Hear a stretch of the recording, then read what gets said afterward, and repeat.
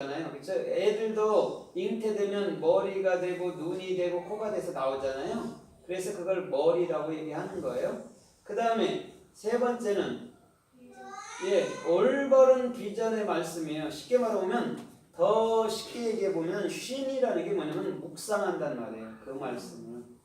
그러면 오늘 하라시라는 목수라는 의미는 그리스도의 생명과 그 머리로 올바른 비전이 되는 것을 하라쉬라고 말씀한단 말입니다. 그럼 우리 주님께서도 이 땅에 태어나서 33년간 살면서 그 아버지 요셉을 따라서 뭐를 했다고 그랬어요? 젊은 날에? 목수 일을 했다고 얘기를 하는 거예요. 그럼 주님께서 왜 목수의 아들로 태어나서 목수의 일을 했는가를 생각해 봐야 된단 말이에요. 목수는 뭐 하는 사람이에요? 집을 짓는 사람. 집을 짓는 거예요. 나무를 깎고 뭐 해서 집을 짓는 거예요. 그러면 이 하라시라는 예수님은 이 땅에 와서 뭘 한 거예요, 우리에게? 마음의 집. 마음의 집을 지고 거기에 누가 들어가요? 그리스도. 그리스도 당신 자신이 영으로 들어가는 거잖아요. 그렇죠? 당신 자신이 집을 짓고 당신 자신이 영으로 우리 마음 가운데 들어가는 거예요. 그러면 집도 주인도 다 예수 그리스도인 줄 믿습니다. 그런데 그 집을 우리의 마음에다 두었다고 얘기하는 거예요. 그게 복된 거 아닙니까? 우리 마음을 집이라고 말했단 말이에요. 예수님이 사실 집.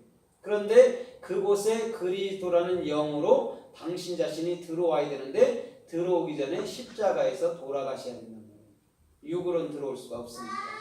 그래서 우리 주님께서는 성경의 66권으로 왔을 때 반드시 육이라는 예수 또 육이라는 그리스도로서 완성해 놓는 것이 성경인 줄 믿습니다. 그래서 요한복음 5장 39절에서 예수님이 성경이 누굴 가르쳐 말한다고 그랬어요? 나 자신 나 예수 그리스도라는 나 자신을 가르쳐 말한다고 그랬어요. 그러면 66권으로 왜 묶어놨냐고. 예수로 육으로 오고 영인 그리스도 육으로 온 거예요. 그럼 그걸 66이 합치면 뭐가 돼요? 12가 되죠. 그럼 12는 아들이라고도 말하고 12지파라고도 말하고 12사도라고도 말하는 거예요. 그래서 우리 주님께서는 변함없이 우리들에게 목수의 일을 해주러 오신 분인 줄 믿습니다. 그래서 마태복음 13장 55절에도 보니까 바리새인 서기관들이 놀란 게 있어요. 이건 무슨 말이냐면 마태복음 13장 1절로부터 보면 씨 뿌리는 비유에서 나와요. 그렇죠? 그 다음에 겨자씨도 나오고 그 다음에 뭐가 나와요? 그 다음에 그물 같은 것도 나오고 그 다음에 보화 같은 것도 나오고 계속해서 알곡과 가라지에 대해서 쭉 설명했단 말입니다. 그 이후에 바리새인 서기관들이 제가 누구냐? 목수의 아들이 아니냐? 이렇게 거기서 반문한 거예요. 왜냐하면 하나님의 말씀의 비유를 잘하더라는 거죠. 그들이 볼 때. 거기서 목수의 아들이라는 게 뭐냐면 하라시 벤이에요. 그럼 하라시는 아까 말했듯이 하라시는 그리스도의 생명이 머리가 되고 올바른 비전이 되는데 그게 어디에 되냐면 내 마음 안에 벤이니까 아들이 벤이니까 마음 안에 눈 예수 그리스도로 규정되는 것을 하라시 벤 목수의 아들이라고 말하는 거예요. 그러면 예수님은 목수 자신으로 온 거죠. 그렇죠? 예수님은 아버지가 있어요, 없어요? 없어요. 하나님이 무슨 아버지가 있어요? 예수님은 목수로 온 거란 말이에요. 그런데 왜 거기서 볼 때는 왜 아들로 보여요? 요셉이 아들로 보여요? 하나님의. 누구를 보여주는 거예요? 우리요. 우리를 보여주는 거란 말입니다. 우리 아들 우리를 보여주는 거예요. 그러면 우리가 뭐가 되는 거예요 지금요? 아들. 아들인데 뭐가 돼요 지금? 목수가 되는 거예요. 아들을 보여줬으니까. 아들이 목수였잖아 예수가. 그럼 우리가 목수란 말이에요. 그러면 그 목수라는 하라시를 정확히 알 때 우리는 어느덧 하나님의 전 안에서 집 안에서 우리는 뭐가 되는 거예요? 왕 같은 제사장 주인이 되는 거란 말이에요. 하인으로서 사는 게 아니란 말이에요. 그래서 우리 믿는 그리스도인들이 뭐가 중요해요? 진리를 참 진리를 아는 것을 굉장히 중요하게 생각하는 거예요. 왜냐하면 주인이니까. 주인이니까 주인이 참 진리도 알지 못하면서 하인들을 또 종들을 사람들을 다스릴 수 있나요? 못 다스려요. 그러나 주인이 참 진리를 알면 많은 영혼들을 다스려 나갈 줄 믿습니다. 그래서 예수님은 아들이라는 몫으로 오신 거란 말이에요. 그러면 그 아들이 우리였단 말이에요. 그럼 하랏이라는 몫수가 곧 우리 자신이 돼야 되는 거예요. 그래야지만이 모든 영혼들에게 집을 져주고 그 안에 그리스도이라는 성령, 생명의 말씀을 집어넣어 줄 수 있다는 거예요. 오늘 우리 주님은 그것을 가르쳐 말할 때 몫수의 사역을 잘 감당한다고 말할 줄 믿습니다. 그래서 우리는 몫수로 살자라는 중심이 뚜렷해야 되는 거예요. 맨날 종처럼 섬기며 산다, 그건 안 되는 거예요. 이제는 주인으로서 왕 같은 사람으로서 살아야 된단 말입니다. 왕은 멜레크고 멜레크는 천사잖아요. 하나님의 진리를 사역해주는 자가 천사고 왕이란 말이에요. 그런 자들이 여러분 이 땅에서 하찮게 살겠습니까? 이 땅에 사는 모든 것들이 다 존귀할 줄 믿습니다. 그래서 우리 주님께서는 하랏이라는 몫수의 아들로 오신 거란 말이에요. 나로서. 그래서 그 몫은 변함없이 우리들을 향해서 십자가로 데리고 가서 육의 생명을 십자가에 못 박아버리고 난 이후에 이제는 영의 생명인 그리스도로 살도록 우리 주님은 저와 여러분들의 모든 삶을 친히 이끌어 주실 줄 믿습니다. 그것을 정확히 알 때 십자가는 우리에게 은혜였고 사랑이었다고를 우리가 고백할 수 있게 되는 거예요. 아, 이 십자가가 은혜고 사랑이었구나를 고백해야 되는 거예요. 왜? 그 십자가에 내가 달려주는 거니까. 그러면 더 이상 이제는 육에 대해서 살지 않아도 되잖아요. 이미 십자가에 못 박혔으니까. 뭐에 대해서만 살면 돼? 이제는 말씀으로 살면 되는 거예요. 주님의 사랑으로 살면 되는 거란 말입니다.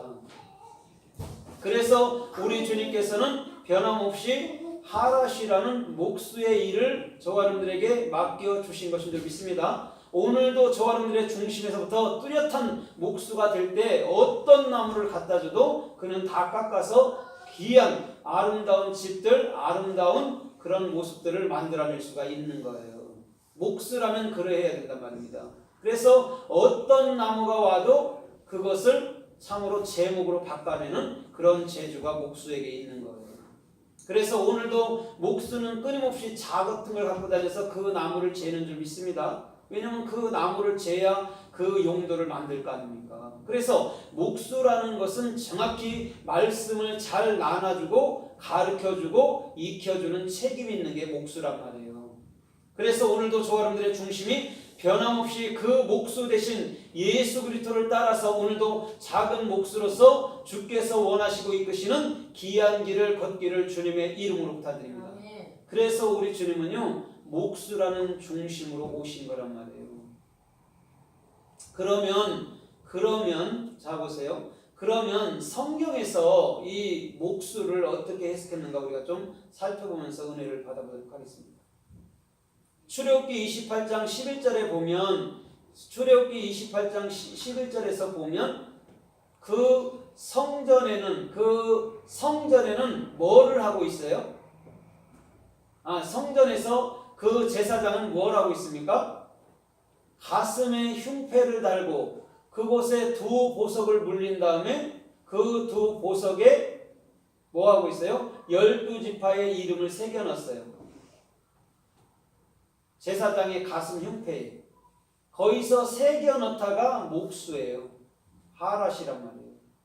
그러면 우리 가슴판에 우리 마음 안으로 하랏이가 들어온 것인 줄 믿습니다.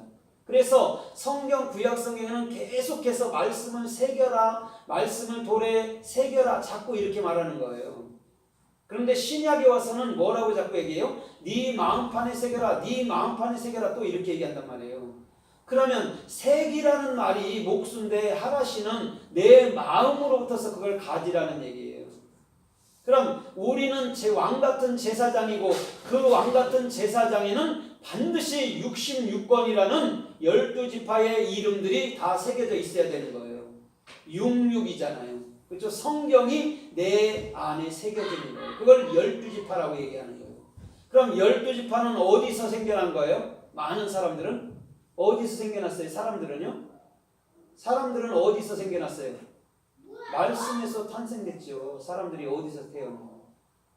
말씀에서 태어난 거예요. 그래서 그 66이라는 성경, 66권이라는 성경이라는 6지파 해갖고 두 보석에 물린 거예요. 그럼 두 보석은 예수 그리스도시고 예수 그리스도는 성경 전체이기도 하고 예수 그리스도 안에서 모든 인류가 탄생된 거란 말이에요. 그래서 제사장의 흉패에는 반드시 뭐예요? 이름을 새겨 넣어야 되는 거예요. 그러면 그 이름이라면 쉔은 오늘도 저 사람들의 마음속에 올바른 비전으로서의 사역을 말씀하는 것인 줄 믿습니다. 그래서 사람들도 옛날에 뭐라고 그래요? 이름값을 해야지 그러잖아요. 왜냐면 진리를 알면 진리의 값을 해야 되는 거예요. 진리를 모르니까 뭐만 가르쳐요? 진리를 모르니까 비진리인 행위만 가르친단 말이에요. 행위가 어디서 끝났다고 얘기했어요? 십자가에서 이미 끝났는데도 불구하고 자꾸 행위 때문에. 그래서 교회에서 시험 드는 건 다 행위 때문에 시험 드는 거예요. 섬김을 더하니 덜하니 안하니 뭐하니 이런 것 때문에.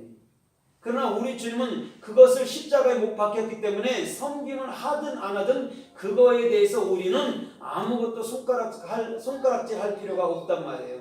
그냥 내게 주어진 은혜가 있으면 하면 되는 거고 그렇지 않으면 안 하면 되는 거란 말입니다. 그래서 우리 주님께서는 네 마음판에 새겨라고 고린도후서 3장 3절에도 말하는 거예요. 이미 신비에 새겨버려야 되는 거란 말이죠. 그러면 예수님은 어디 계신가? 우리 마음에 계신다는 거죠. 새겨진 거는 없어져요? 안 없어져요?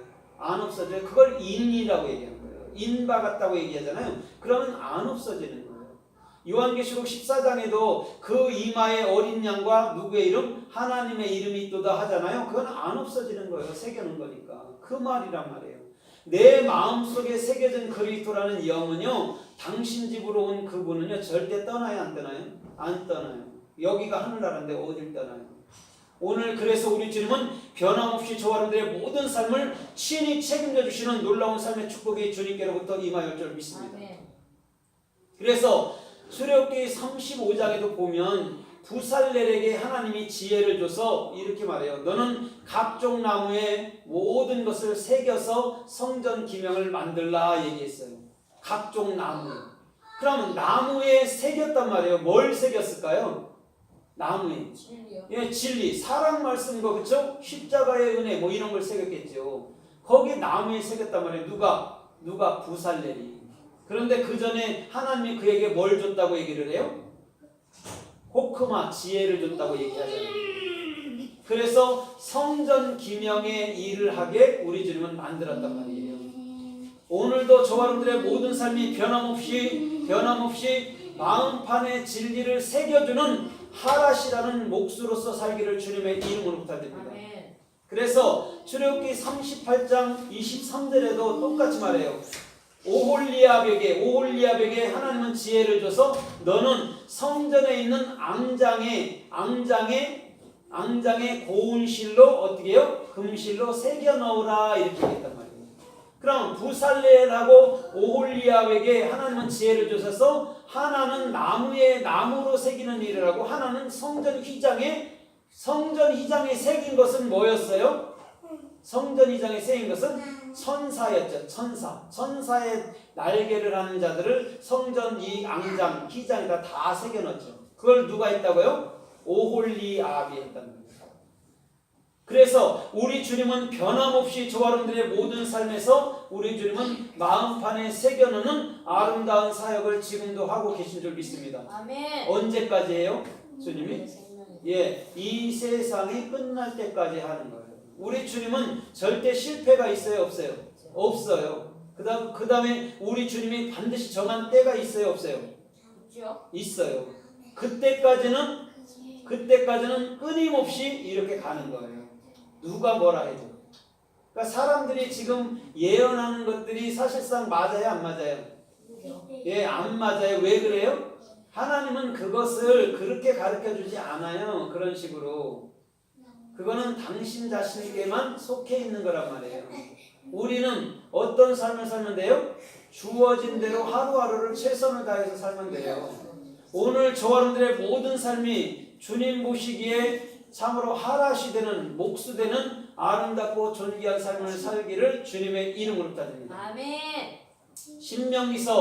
신명기서 27장 19절에도 보면 이렇게 말씀하고 있어요. 너는 새기는 자가 기술자가 새긴 우상을 만들어서 너희가 그거를 경배하고 섬긴다면 반드시 저주를 받을 것이다 라고 얘기했어요. 거기서 새겨넣다 또 기술자 이것이 다 뭐예요? 하랏이에요. 목수예요.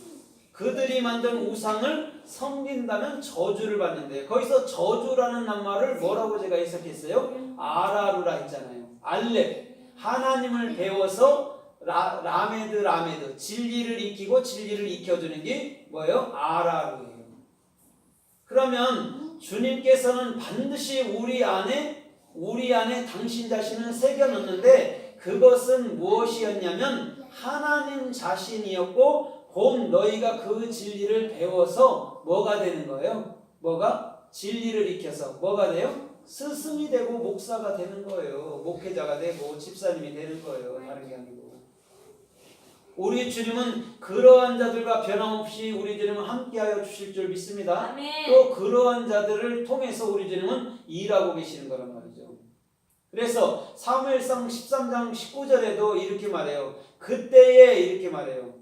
이스라엘의 대장장이가 없었더라 얘기를 해요. 사무엘상 13장 19절에서 거기서 대장장이가 하랏이에요. 목수예요.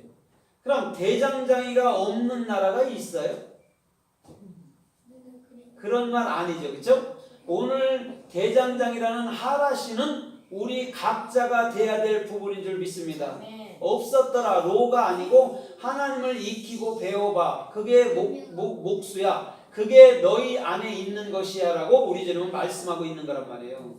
그런데 사람들은 그것을 어떻게 해요? 아니다, 없다라고 해석을 한 거란 말이에요. 우리 주님에는 부족함도 없고 없음도 없는 줄 믿습니다. 우리 주님은요 있음만 있어요. 왜? 우리 주님은 선악을 절대 얘기하지 않기 때문에 선만이 있기 때문에 없거나 모자라거나 흠이 있거나 그런 것은 없어요. 우리 주님은 반드시 완벽으로서 완성으로서 저와 여러분들의 모든 삶을 존재되게 하여 주실 줄 믿습니다. 아멘. 그래서 하나님을 전지전능하다하고 무소부재하다하고 완전하신 하나님이라고 완전이라고 얘기하는 거예요. 목표로 완성된 거. 그래서 사역하는 분을 완전이라고 얘기하는 거란 말이에요. 그러면 오늘 저와 여러분들의 중심이 진리를 반듯하게 온전히 알을 때 완전이라고 얘기하는 거예요. 그래야지 진리의 사역을 올바르게 할 수 있잖아요. 그러나 진리를 올바르게 알지 못한다면요 올바른 사역은 절대 할 수가 없단 말이에요. 오늘도 저와 여러분들의 모든 삶이 변함없이 주님께서 원하시는 이끄시는 그런 길로 달려가기를 주님의 이름으로 부탁드립니다. 아멘. 그래서 사무엘하 5장 11절에도 보니까 히람 아람 왕 히람이 다윗에게 석봉과 목수를 보내서 다윗이 하나님의 집을 질 때에 같이 짓게 했더라라고 말씀하고 있어요. 오늘 저와 여러분들의 모든 삶도 변함없이 하나님은 목수를 보내주실 줄 믿습니다. 그래서 어떤 집을 지켜야 해요? 어떤 집을 지켜야 해요? 하나님의 집을 지켜야 하는 거예요. 그럼 하나님의 집은 어디다 진다고 얘기했어요? 하나님의 집은 어디다 적어요? 우리 마음에다 짓잖아요. 하나님의 집을 뭐 이런 이 땅에다 짓겠습니까? 그래서 역대상 7장에도 우리 주님은 절대 사람이 지은 집에 거하지 않는다 이렇게 얘기했죠. 사람이 지은 전에 거하지 않는다고 얘기했는데요. 사람이 지은 집에 거하는 거예요. 사람이 영혼들에게 말씀을 증거하고 그 말씀이 증거된 그 중심이 하나님의 집이 지어진 거란 말이에요. 그곳에서 우리 주님은 왕으로서 사실 줄 믿습니다. 그래서 변함없이 우리 주님은 저와 여러분들에게 하라시 목수가 되어 주시는 거란 말입니다. 그래서 끊임없이 우리 주님은 이 세상에서 모든 것을 통해서 우리 주님은 그 목수라는 당신 자신이 우리들에게 행한 것을 증거하시는 분인 줄 믿습니다. 아멘. 이사야 40장에도 보면 기술자나 새기는 자가 그 신상을 녹이며 또 금으로 입히며 은으로 은을 쳐서 목걸이를 만들며 이렇게 얘기했어요. 거기도 기술자와 새기는 자가 몫이란 말이에요. 그들이 뭐래요? 금으로 입히고 은으로 목걸이라는 거예요. 금이라는 자아분은 하나님의 명령을 수행하는 거라고 하고 또 은이라는 케세프는 뭐 하는 거예요? 그리스도를 입을 열어서 증거하는 거라고 얘기했잖아요. 그게 은과 금이란 말이에요. 그래서 사도행전 3장에도 베드로가 뭐라고 그래요? 내게는 은과 금이 없다라고 말했잖아요. 그 은과 금이 누구였어요? 내게 있는 것은 은과 금이니 곧 예수 그리스도라고 해석해야 된다고 얘기했잖아요. 그래서 은과 금은 뗄래야 뗄 수가 없는 거예요. 왜? 예수 그리스도는 한 분이고 그 한 분은 반드시 저와 여러분들의 심령 속에 들어오기 때문에 금과 은은 하나란 말이죠. 여러분들 안에서. 그래서 보여지는